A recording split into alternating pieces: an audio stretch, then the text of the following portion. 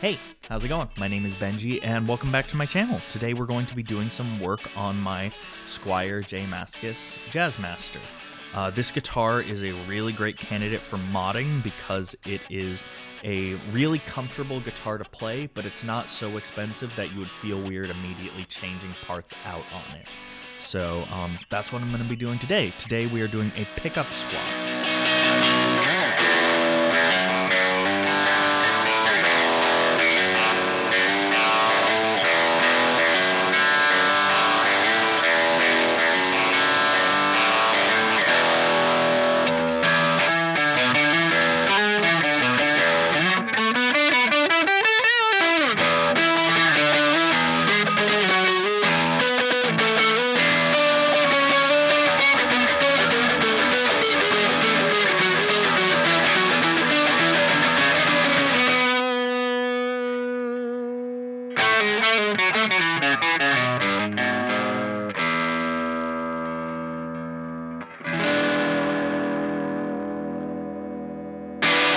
These pickups are probably better for most people. They're closer to a P90 than to an actual wide space single coil, which means they have more output, more mid-range, and they're more of a rock and roll sound, which a lot of people who are playing Jazzmasters want the look of the Jazzmaster, but don't necessarily want that kind of spiky, kind of vintage tone that comes with them. I'm a nerd. I want it to sound more authentic. I have purchased a pair of black bobbin pickups. I actually purchased the set that comes with some additional value potentiometers so that in a future video I can try some different values of potentiometers and see what works for me and my sound, which will be super fun. But for today, we're just going to be changing these pickups out. So I'm really excited to get into this, so let's hop in. Alright, so here's my little DIY workbench there. I hope the lighting doesn't change too much. I'm doing this on like breaks from work because I have a show tomorrow. I want to use these pickups during that show. So here we go. Let's get on with the disassembly.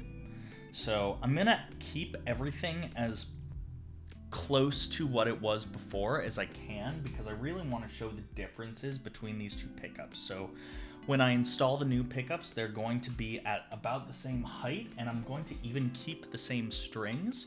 So I am just going to pull these down to right at the end, right there. And we're just going to keep them there so that I can use these so that we have a really accurate control group between the two pickups. Because one thing I hate with pickup demos is I don't really know, especially shootouts, is like you don't really know how everything's set. So I'm trying to touch as little as possible. Also, I'm sure you are all staring with shock and awe at this beautiful pickguard. Thank you so much to my beautiful girlfriend, Kara, for painting this for me. She has done the work on this guitar and also the flowers that are on my Jaguar. She did. And I think it looks, for lack of a better word, stellar. But that's the only change I've made, is just cosmetic things. I got the fancy witch hat knobs. Everything's a little loose because I knew I was going to be switching out these pickups. Actually, I lied. There's one modification that I have made to this, and I did this when I applied the new pickguard, is I put copper shielding around, and oh my goodness, it makes such a difference. Please don't mock my copper shielding job. I know it's not beautiful and everything like that, but it works. It works really well. I noticed a huge difference. Like, let's say I let go of the actual guitar and there's not my finger touching it, I would always get this really loud ground buzz, which is just the worst. It's just the worst thing to deal with, especially on a noisy stage, and I love to use drive and fuzz pedals, so having anything that just cuts down on that is 100% my bag. The problem with having all of my beautiful and lovable furry animals in this house is that they get hair everywhere. So, idea I stole from the synth community: get yourself a makeup brush. Man, it gets everywhere. It's perfect. All right, let's take these things out. Make sure you have a tray you can put things in. I only have one tray because I know from last time I took this apart, pretty much all the screws are the same, and the few that aren't are easily remembered, but it's always a good idea to try to make sure that you have a safe place where you can put everything, because these parts are annoying to repurchase. I know that the wiring is going to look awful under here because I just kind of put it together so it works, but there we go. That is the inside of a Jazzmaster.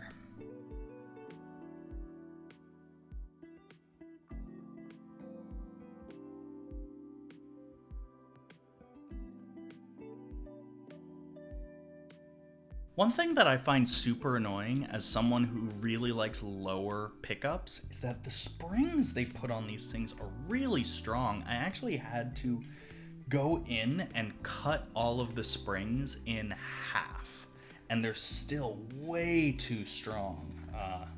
So, Fender, if you're listening, you don't need to do all that.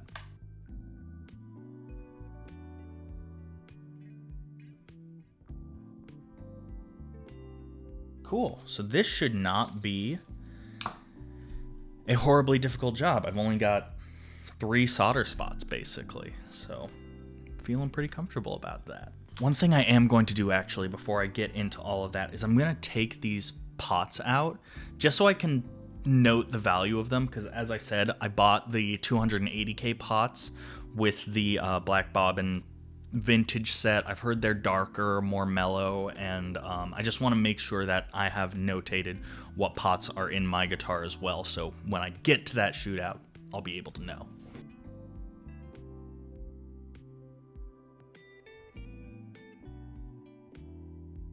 Fantastic. So these are 1 meg pots. So these would be the brightest that you could really get out of a Jazzmaster style potentiometer.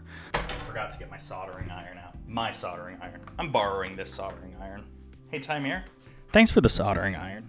Is this a good soldering iron? No. Does it work?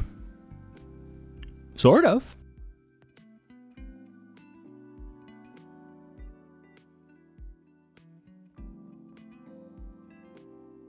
All right, now that we got the old pickups out, it's time to break out the new pickups.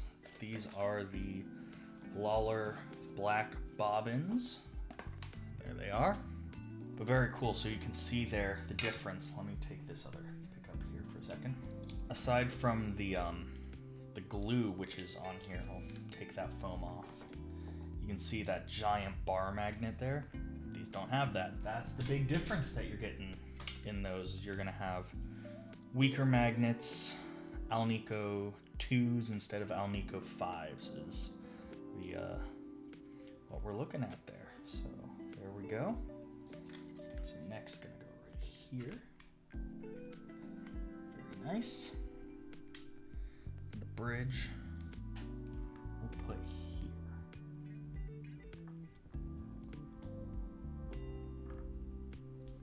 I don't know where else you would put them.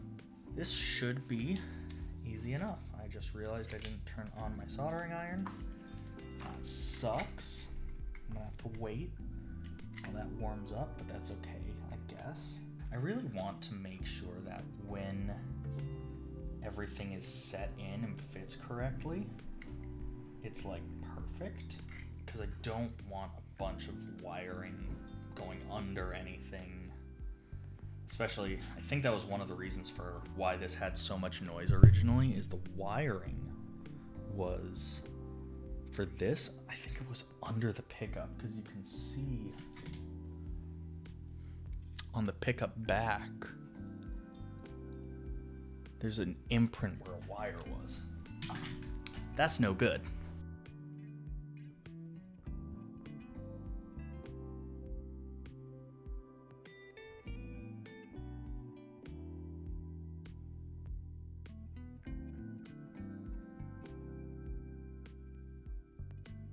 That should give us volume.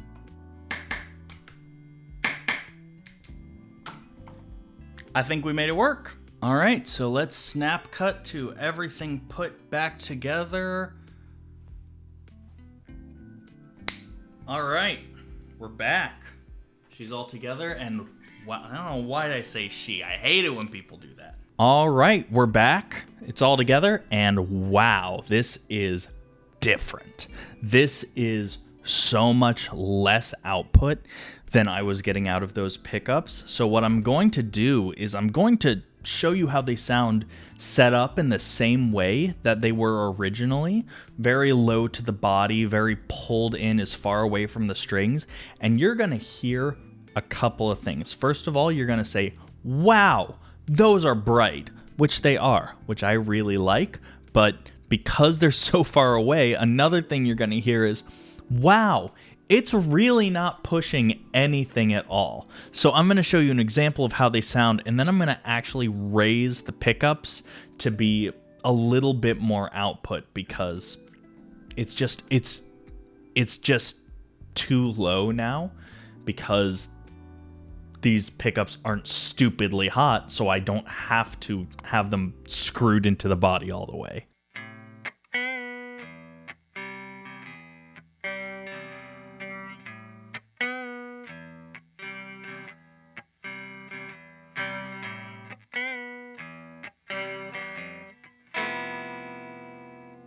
Now that's not an unusable sound. I actually kind of really like it for specific clean parts because it's way bright and it's super brittle and it actually ends up cutting through in a really cool way in a mix.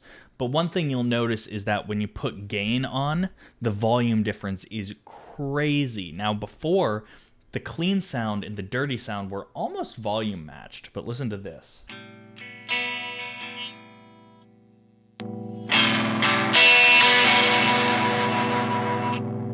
That's crazy. I'm trying to not add a lot of compression onto the guitar track in post, so I hope you heard that incredible sound difference.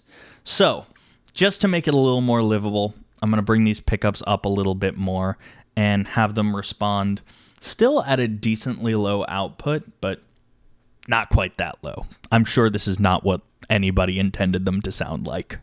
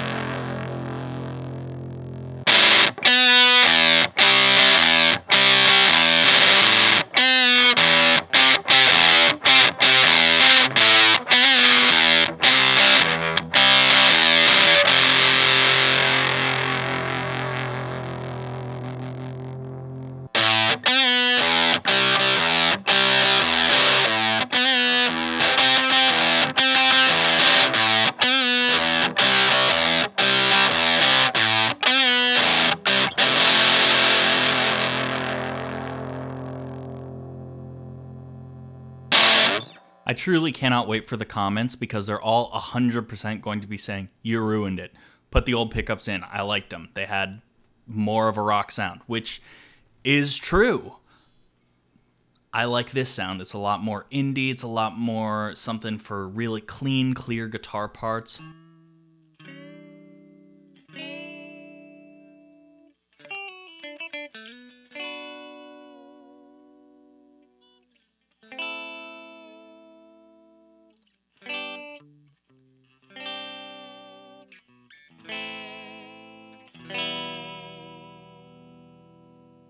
For me, that's the sound I've been looking for in a Jazzmaster. So thank you, Lollar. Thank you, Black Bobbin. They didn't send me this. I paid for them. But thank you for making them. Hey, all. This is Benji from the next day. I just wanted to share some thoughts that I had after, coming back, re-recording the comparison parts and really sitting down with the recordings and thinking about it for a second. So I really like these pickups here. They're really good for me and my specific sound.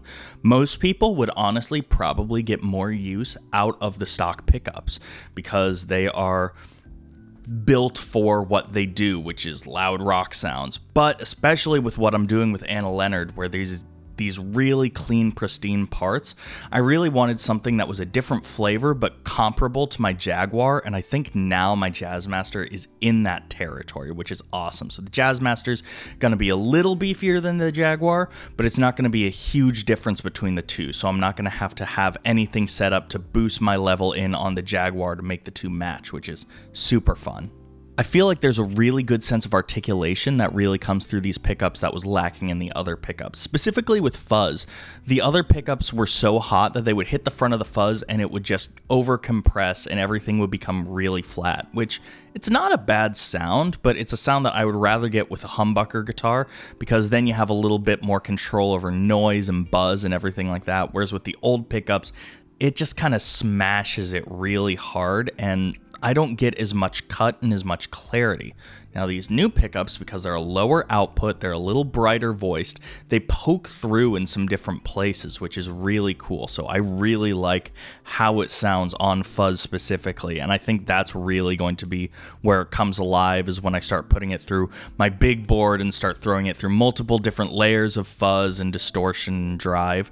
Right now I'm using a mini board that I'm sure I've described on screen, but it's just a mini board that I'm using for my show today. So I really wanted to just kind of get things all set up and give it a shot, see how everything felt with a very minimal setup. And I think it clears. I think it clears really well. And I'm really excited to take this out tonight and see how it sounds.